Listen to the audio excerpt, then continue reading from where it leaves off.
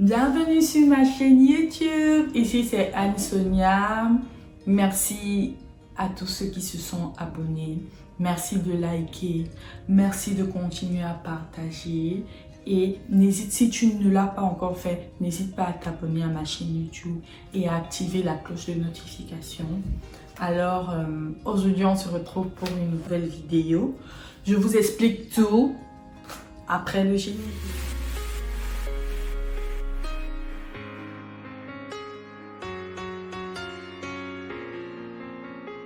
Voilà, je suis de retour.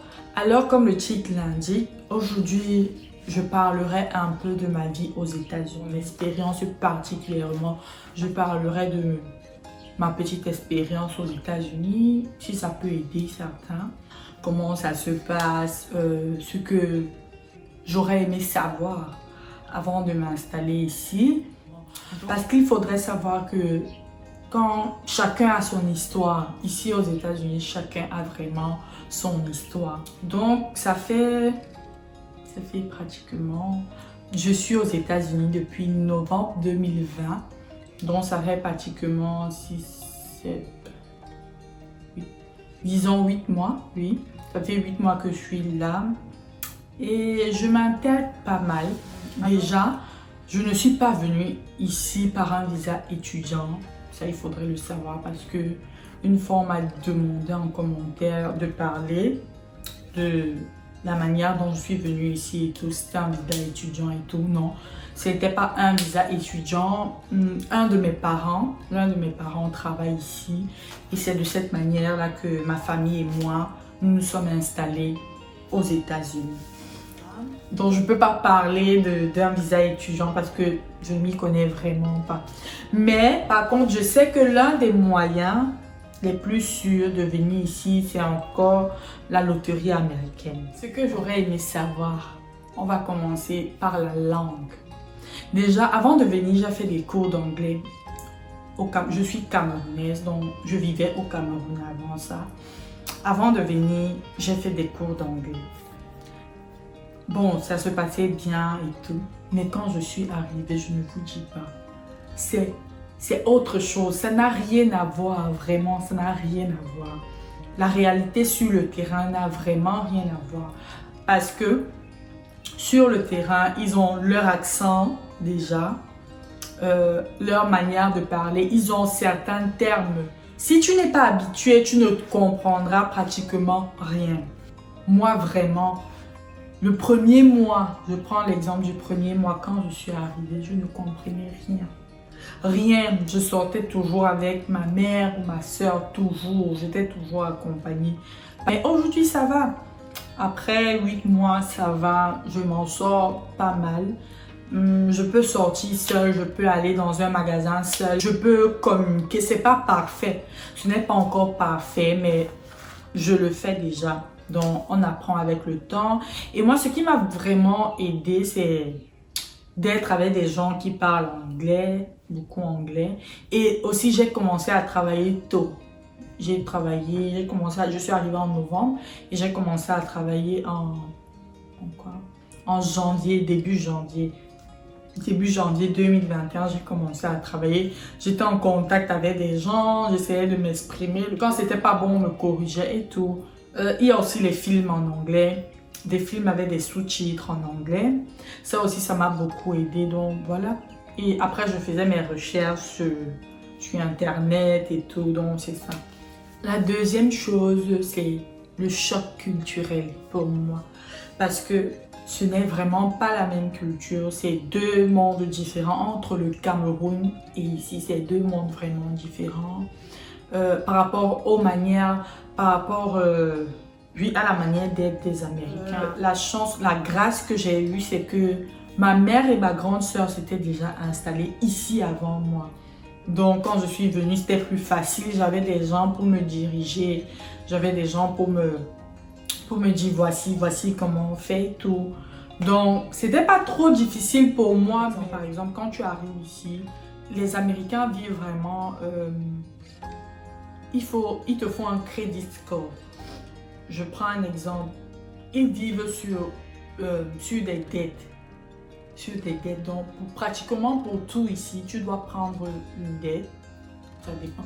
Tu dois prendre une dette pour faire grandir ton crédit score. C'est comme ça qu'ils appellent ça ici. Donc, quand tu arrives, tu ouvres un compte bancaire et tout.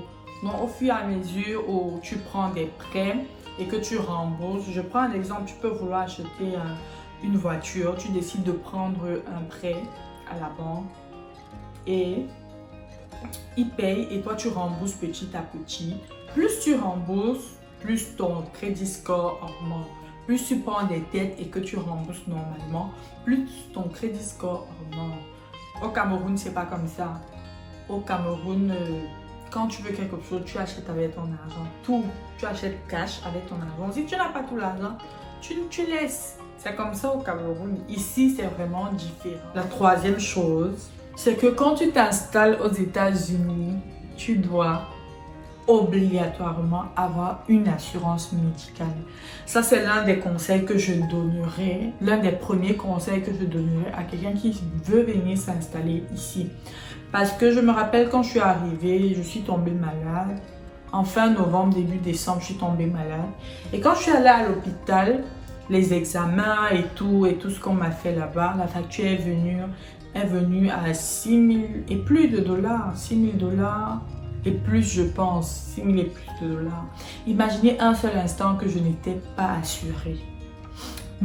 Et je vous dis que malgré l'assurance, on a dû payer une somme. C'est vrai qu'elle n'était pas élevée, mais on a payé une somme quand même. Donc, il faut avoir une assurance, ça c'est primordial. Parce que ça coûte cher ici. Se soigner aux États-Unis coûte vraiment cher. Donc, rassurez-vous d'avoir une assurance médicale en venant. Et même pour aller à l'hôpital, si ce n'est pas les urgences, vraiment, si ce n'est pas une urgence, tu dois prendre rendez-vous. On peut te donner rendez-vous dans 2 mois, dans 5 mois, dans 6 mois, je ne sais pas. Il faut prendre rendez-vous. Tu te lèves pas sur un coup de tête. Tu dis que tu vas voir peut-être un dermatologue ou je ne sais pas de quoi. Sauf si c'est une urgence, sauf si tu vas aux urgences. Mais pour aller revoir un médecin, peut-être, disons un dermatologue, tu dois prendre un rendez-vous ou un ophtalmologue et tout. Tu dois prendre un rendez-vous. Et ça dépend si le calendrier n'est pas surchargé, on peut te donner un rendez-vous proche. Mais si le calendrier est surchargé, on peut te donner un rendez-vous dans 2-3 mois et tout. Donc, il y a tout ça. Au Cameroun, quand tu te lèves, tu dis que tu pars à l'hôpital. Tu te lèves, tu pars à l'hôpital, tu rencontres le médecin. Donc, quatrième chose, on se dit le rêve américain. On se dit qu'en venant ici, en fait, on a déjà une idée, on voit les films, on voit la vie sur Internet et tout. Mais oui, c'est bien ici, mais c'est pas tout. Il y a la pauvreté ici, il y a la pauvreté. Il y a des coins, mais vraiment, parfois je me suis dit, mieux le Cameroun. Parce que je me rappelle mon premier job, c'était dans un autre état, c'était pas dans cet état-ci, c'était en Caroline du Sud, si je me rappelle bien. Et quand je suis arrivée là-bas, j'étais choquée parce que je me disais, oh, c'est mieux, le Cameroun était mieux, en tout cas le Cameroun était vraiment mieux. J'aurais préféré le Cameroun à cet endroit-là. Il y a de la pauvreté, il y a des mendiants, il y a des sans-abri, il y a beaucoup de choses. Et puis, tu dois savoir quand tu décides de venir ici, parce que tu viens en aventure, tu viens dans un territoire que tu ne connais pas, tu dois pouvoir te débrouiller, tu dois savoir te battre. Pour avoir l'argent ici, il faut travailler. Si tu ne travailles pas, personne, c'est pas comme au pays où un tonton va venir, il te dit voici, tiens, voici, je ne sais pas, 5 000, 10 000 francs, ou je sais pas, voici 10 dollars, voici 20 dollars. Non, non, non. Ici, pour avoir ton argent, tu travailles. Tu travailles. Et voilà, depuis que moi je suis arrivée ici, par exemple, au Cameroun, mes parents s'occupaient de moi, mais depuis que je suis arrivée ici, non, j'ai pris les choses en main. Tu dois savoir te débrouiller, comme je disais. Tu dois savoir te débrouiller. Moi, par exemple, ici en Virginie, et je pense que je suis en Virginie, ici en Virginie, où je suis, je vais dire le quartier où je suis, vraiment, il n'y a pas de bus. on n'a pas de bus, on n'a pas de station de métro près d'ici. Donc, tu dois avoir ta voiture si tu veux te déplacer. Si tu n'as pas ta voiture, tu peux payer Uber. Ça dépend de toi. Et depuis Covid, Uber est extrêmement cher. C'est extrêmement cher. Donc, tu dois faire un permis et tu dois acheter une voiture. Moi, je suis en train de prendre des cours pour faire mon permis. Donc, c'est en voie. Voilà, tu dois savoir te débrouiller tout seul. Tu dois aller vers les gens parce que les gens ne viendront pas vers toi. C'est toi qui veux apprendre, c'est toi qui veux savoir. Donc, tu dois pouvoir être sociable. Tu dois aller vers les gens, tu dois communiquer, tu dois demander. Une autre chose que j'aurais aimé savoir, c'était par rapport à la solitude. Ne va pas chez les gens n'importe comment.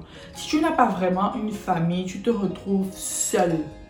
Parce que les gens ont leur emploi du temps, les gens travaillent. Et ici, la vie, c'est vraiment le sprint. Il y a vraiment la solitude. Et avec l'Afrique, par exemple, où moi j'étais au Cameroun, en été, on a 5 heures d'écart et en hiver, on a 6 heures d'écart.